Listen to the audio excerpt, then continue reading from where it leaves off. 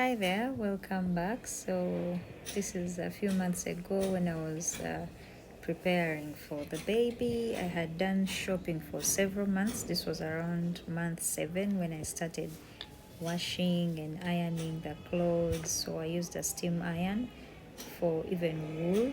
I didn't even know that you can iron wool until I saw it on the iron. I was like, wait, we can iron wool. So, yeah, I know, right? Every single day we learn something new. So I enjoyed these little baby clothes. Like, this is when it started to hit me that, oh my God, the baby's almost here. The baby's almost here. It was so exciting to prepare. So this is the stage they call nesting. I was cleaning everywhere. I was removing curtains. Yeah, I think I got like OCD. I didn't even know that those things are true, but they really are. Like, I saw several moms saying that when you're about to deliver, you go into nesting mode. So this is what I was doing.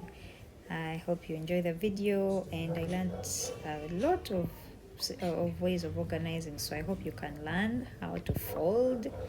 I will show you in case I didn't show you in the video, but yeah, I didn't know that I could fold tiny baby clothes. But I did. So I hope you enjoy the video, and I hope this inspires you to do the same. If you're an expecting mom, I wish you all the best, and may it end in praise. You will not you only have tears of joy. Father, I pray for every mother that is expecting. Lord, may you touch them. Lord, may they receive their miracle. Father, may they not labor in vain, and may their labor be short and painless like the Hebrew woman. Lord Jesus, we thank you and we bless you and we glorify your name. In Jesus' name I pray.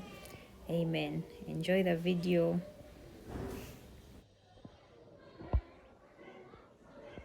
I'm packing the baby's hospital bag. I don't have a list of what to pack yet. I'm just putting what is ready for now. That is bed sheets and outfits. I'll add the rest as we go. I still have a month, so I'll just keep adding little things. Some of them need to be sterilized, like bottles, the breast pump, and yeah.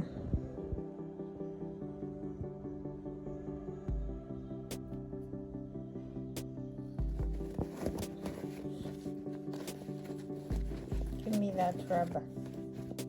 You're over rubbing. Every small thing you're rubbing.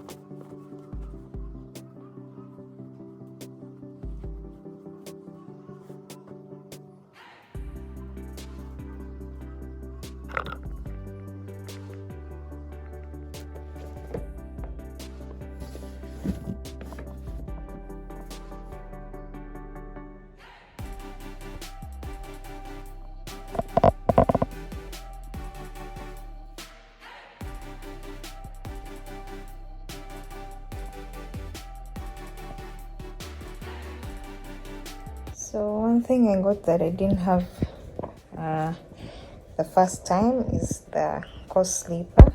I got it because you can just roll it to any room that you want. It will be on my side of the bed because the crib is too big to fit there, and yeah, it's mostly because it is mobile, it's movable, so you can take it to any room. We can fold it and take it when we go to grandma's. So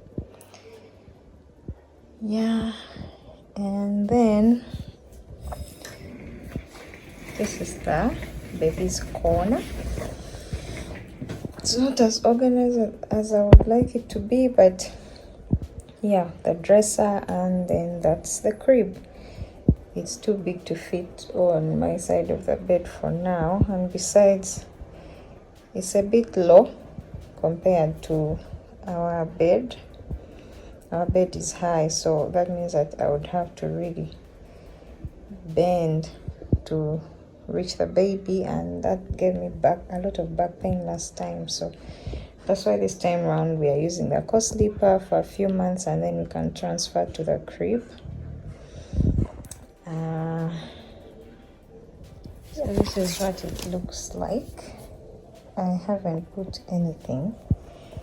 I think I better put like a bed sheet and set it up for baby, because the baby's coming very, very soon, in like 2 days. Oh my god. So I'm setting up the sleeping area. I'm going to be putting diapers down here, and maybe a change of clothes in case I'm too sleepy to come and change from the dresser there. I'll just do it on the bed. And yeah, so I'll put diapers, wipes, and a change of clothes. I'll probably only come to the dresser to change if it is number 2.